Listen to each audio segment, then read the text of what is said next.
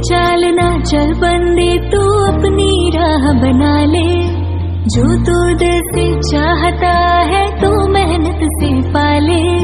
भीड़ चालना चल बंदे तू अपनी राह बना ले, जो तू दिल से चाहता है तू मेहनत से पाले। आज अंधेरी रात है कल तेरा सवेरा आएगा, खुदा का ये वादा है तू मेहनत का फल पाएगा,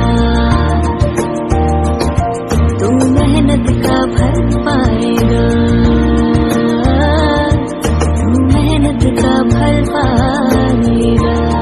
सभी प्रबुद्धजनों का स्वागत है हमारे इस साक्षात्कार कार्यक्रम में।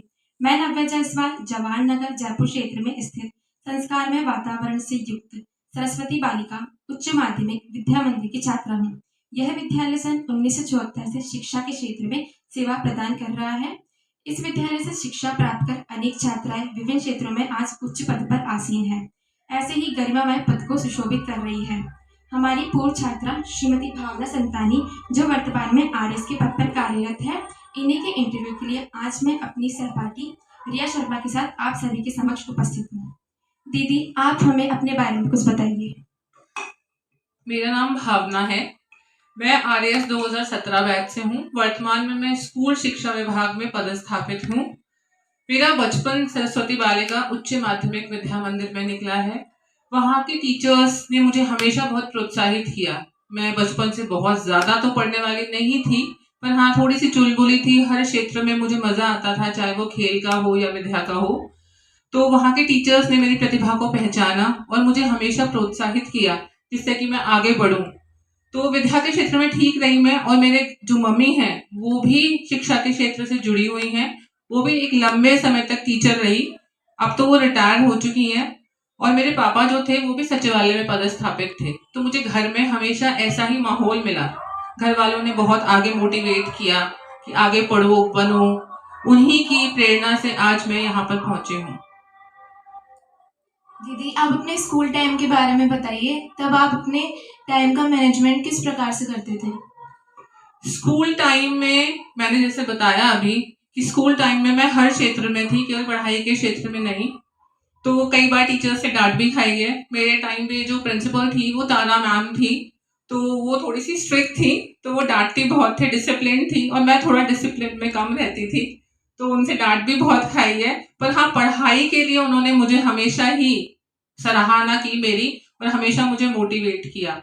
उस समय टाइम मैनेजमेंट तो, क्योंकि हमारे पेरेंट्स भी उस वक्त बहुत स्ट्रिक्ट थे, तो हम लोग सुबह को जल्दी उठ जाते थे, और हर चीज को मैं टाइम बाउंड करके ही पढ़ती थी कि मतलब मुझे इतनी पढ़ाई करनी है, इतनी देर टीवी देखनी है।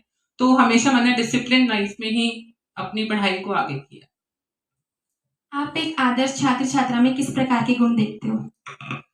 मेरे लिए आदर्श छात्र या छात्रा का मतलब केवल ये नहीं है कि वो केवल पढ़ाई करे और अच्छे नंबर लाए। मैं रटन विद्या में बिल्कुल विश्वास नहीं रखती। मुझे लगता है कि जो भी छात्र पढ़ रहा है वो उसको व्यवहारिक शिक्षा से जोड़े। वो खुद में ये देखे कि हम जो दूसरों से खुद के लिए अपेक्षा करते हैं वो चीज हम कितनी कर पा रहे हैं, हम में एम्पैथी भी हो और सिंपैथी भी हो। एक आदर्श छात्र छात्रा में सारे गुण होने चाहिए, केवल पढ़ाई नहीं। वो हर क्षेत्र में, चाहे विद्या हो, खेल हो, या जो भी एक्स्ट्रा करिकुलर एक्टिविटीज हो, सब में वो आगे जाए, तो ही मेरे लिए वो आदर्श छात्र छात्रा है। दीदी, उस समय के बारे में बताइए। तब आपने आरएस के लक्ष्य को बनाया तथा उसे हासिल किया। मैं सही बताऊं तो मेरे मन में कभी भी आरएएस बनने की लालसा नहीं थी। ये विचार मेरे मन में बहुत लेट आया। मैं अपनी एकेडमिक क्वालिफिकेशन बताऊं तो पहले मैंने बीएससी की कनोडिया कॉलेज से, उसके बाद मैंने एमबीए किया। एमबीए करने के बाद मैंने काफी लंबा समय तक एक टीचिंग प्रोफेशन को चुना। मैं मैनेजमेंट फैकल्टी थी, एमबीए स्टूडेंट्स को पढ़ा रही थी। फिर मुझे किसी ने मोटिवेट किया, मेरी एक फ्रेंड थी, उसने मुझे बोला कि तुझे आरएएस के एग्जाम के लिए ट्राई करना चाहिए। उस वक्त ऐसा जुनून सवार हुआ कि मैंने अपनी जॉब छोड़ दी और फिर मैंने लग के इसकी तैयारी की, और फर्स्ट अटेम्प्ट में मैंने अपना आरएएस क्रैक किया।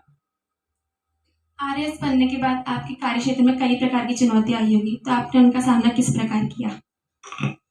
जब आप आरएएस बनते हो या आप किसी भी ब्यूरोक्रेसी में किसी भी पद पर जाते हो तो आपके सामने चुनौतियां बहुत ज्यादा होती ही हैं, क्योंकि आपके ऊपर एक पॉलिटिकल प्रेशर्स भी होते हैं, और आप नए नए जब जाते हो तो आपको नहीं पता होता इन सब के बारे में और आपको कोई गाइड करने वाला भी नहीं होता।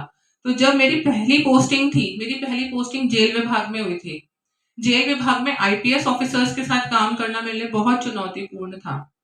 पर उस वक्त जो भी मेरे सीनियर्स थे उन्होंने मुझे धीरे धीरे इस चीज को समझाया। मैंने भी उनके साथ मिलकर काम किया तो धीरे धीरे मुझे इस चीज का समझ में आने लगा कि कैसे एक सामंजस्य बिठाना चाहिए आपको अपनी वर्क लाइफ और पर्सनल लाइफ में। तो वो बैलेंस करना धीरे धीरे समझ में आया। इसमें निश्चित तौर से जो मेरे सीनियर्स हैं उनका बहुत बड़ा योगदान रहा और साथ में मुझे घर से बहुत सपोर्ट मिला, चाहे वो मेरे पेरेंट्स हों या मेरे सास ससुर हों या मेरे हस्बैंड हो, सबने मुझे बहुत ज्यादा सपोर्ट किया, जिनके कारण आज भी मैं एक प्रॉपर बैलेंस मेंटेन कर पा रही हूँ जॉब। दीदी, क्या आपके जीवन में कोई ऐसा प्रेरक व्यक्तित्व रहा जिसने आपको सफलता की ओर अग्रसर किया हो? प्रेरक व्यक्तित्व के रूप में मैं मेरी माता को देखती हूँ। मेरी मदर जो है उनको हमने शुरू से ही बचपन से ही स्ट्रगल करते हुए देखा। वैसे भी हम कहते हैं कि जो महिलाएं होती हैं महिलाएं अपना जिंदगी में हमेशा स्ट्रगल ही करती रहती है। घर में बैलेंस करना, बच्चों को देखना, परिवार को देखना, साथ में जॉब को देखना। तो हमने अपनी मम्मी से यही सीखा कि कैसे आपको एक बैलेंस बनाना है जॉब और परिवार के बीच में।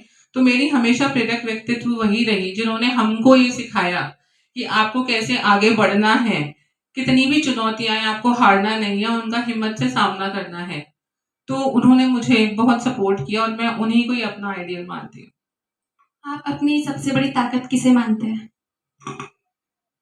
मेरे को मेरी सबसे बड़ी ताकत लगती है कि मेरा खुद का आत्मविश्वास और साथ ही मेरा भगवान में विश्वास है। जब भी मैं कभी लो फील करती हूँ या मेरे ऊपर बहुत ज्यादा प्रेशर होता है जॉब का, तो मुझे लगता है कि मैं शांति से 10 मिनट मंदिर में जाके बैठ जाऊं आंखें बंद करके, और वहीं से ही मुझे शक्ति मिलती है और मुझे समझ में आता है, मुझे प्रॉब्लम के सोल्यूशन समझ में आता है।